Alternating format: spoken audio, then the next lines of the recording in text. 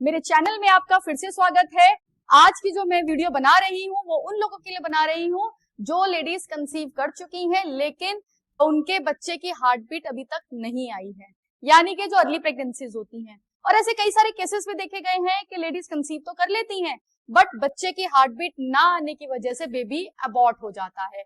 तो आज मैं आपको ऐसी कुछ क्रियाएं बताने जा रही हूँ जब आपको पता लग जाता है कि आप कंसीव कर चुके हैं और अभी बच्चे की हार्ट बीट आने में कम से कम 14 हफ्ते तो लग ही जाते हैं। तो 13 से 14 हफ्ते के बीच में से करें क्या कि हार्ट बीट आ जाए और बेबी कंसीव कर जाए। तो आगे जाने से पहले मेरे चैनल को लाइक और सब्सक्राइब करना ना भूलें, वो इसलिए क्योंकि मैं पूरी एक सीरीज इसके अंदर बना रही हूं, तो प्लीज सब्सक्राइब और लाइक जरूर करें। तो क्रियाएं शुरू करते हैं। पहली क्रिया, आपको इस तरीके से बैठना है, किसी भी सुखासन में बैठ जाइएगा। देखिए हमारे बॉडी में अलग अलग एनर्जी सेंटर्स होते हैं, ठीक है। तो हमें ध्यान लगाना है अपने नाभि चक्र पर। यहां पर ध्यान लगाइए आंखें बंद करके, लाल रंग का, ठीक है, ध्यान लगाना है। और हाथों में जो मुद्रा बनानी है वो बनेगी योनि मुद्रा। इस तरीके से हाथों को ऐसा मिलाया, आंखें बंद करी, ध्यान लगाइए और इसी चक्र पर ध्यान रखते हुए ओम का उच्चारण करेंगे।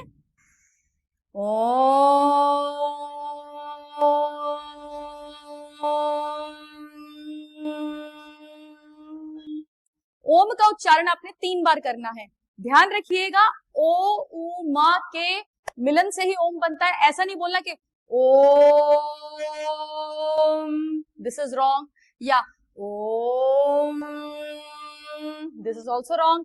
यानी कि दोनों को बैलेंस करना है। ओम, दोनों बैलेंस होना चाहिए।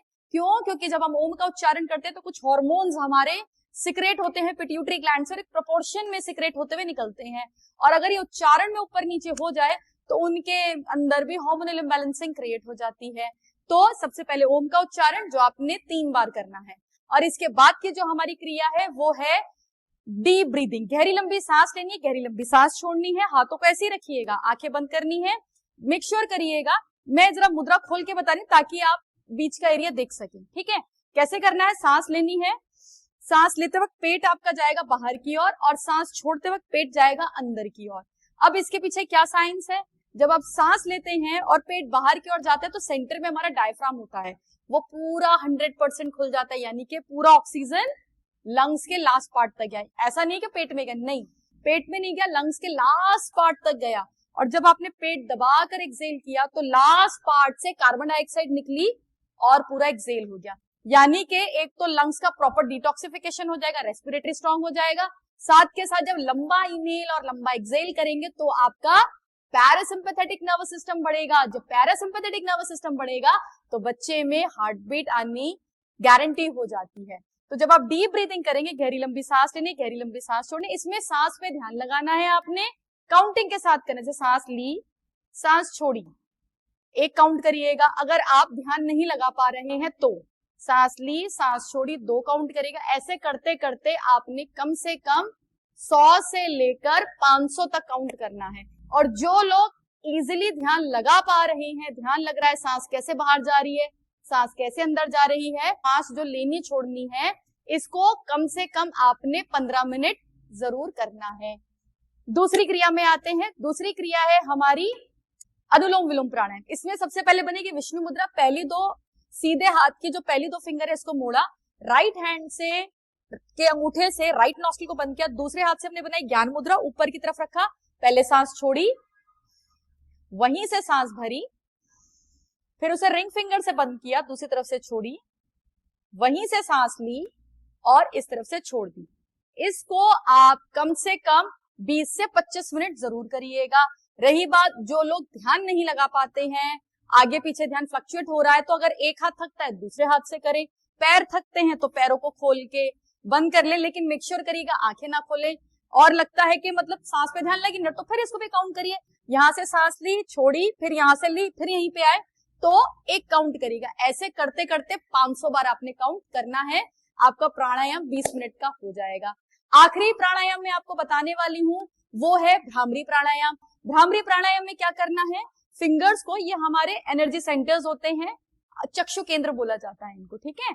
इस तरीके से इनको दबाया और यहाँ पे एक हाथ रखा और नाक के पास एक उंगली रखी, कानों का, this is called ear drum, इसको बोलते हैं। इसके आगे उंगली अंदर नहीं डालनी, इसको ऐसे प्रेस करना है, ठीक है।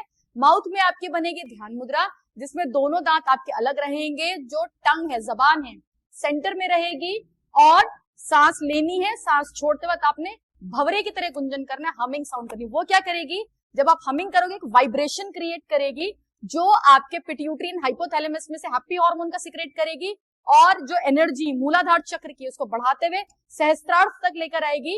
इस तरीके से करने से बच्चे के अंदर कुछ ऐसे चेंजेस आने शुरू हो जाते हैं, उसकी हार्ट बीट इजिली आ जाएगी। और ये जो मैंने अभी आपको जो क्रियाएं बता रही हूँ, इसको हम गर्भ संस्कार कहते हैं। मैं गर्भ संस्कार भी कराती हूँ, ये उसी का पार्ट है। एक बार मैं करा के दिखा देती हूँ कैसे करना है ये प्राणायाम। ऐसे रखा, सांस ली,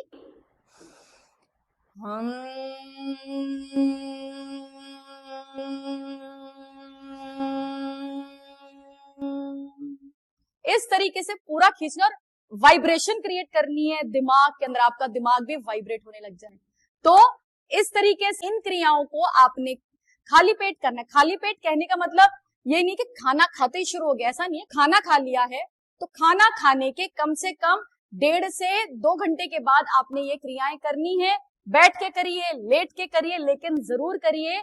और जो लोग गर्भ संस्कार के विषय में जानना चाहते हैं वो क्या है, चैट बॉक्स में जरूर लिखिएगा। मैं गर्भ संस्कार के ऊपर भी वीडियो बना रही हूँ और गर्भ संस्कार में कराती भी हूँ। जो करना चाहता है तो मुझे चैट बॉक्स में लिखिएगा, मैं उनको जरूर सिखाऊंगी।